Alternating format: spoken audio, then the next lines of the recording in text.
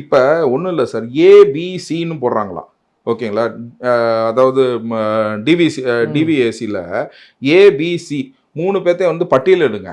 யார் வந்து பெரிய குற்றவாளி, யார் வந்து சின்ன குற்றவாளி. லஞ்சம் வாங்குறதுல வந்து A category, B category, C கேட்டகரின்னு மென்ஷன் பண்ணுறாங்க சார். நான் தான் சொன்னேன், எதுக்குங்க இந்த மாதிரி 3 கேட்டகரி மென்ஷன் பண்ணுறீங்க? அமைச்சர்கள்னா வந்து ஏ கேட்டகரி, எம்எல்ஏகள்னா பி கேட்டகரி, சி கேட்டகரி உங்க கவுன்சிலர்ஸ்னா சி கேட்டகரின்னு போட்டு முடிக்க வேண்டியது தானே அப்படின்னு எல்லாருமே. இல்ல, நான் ஒரு நகைச்சுவா நான் சொல்றேன், ஒரு ஹிஸ்டரி ஷீட் ரவுடி மாதிரி வந்து பாத்தீங்கன்னா இன்னைக்கு தேவித் ஆசீர்வாதம் தனக்கு லான் ஆர்டர் வந்து எப்பயுமே அவர் கிடைக்காது.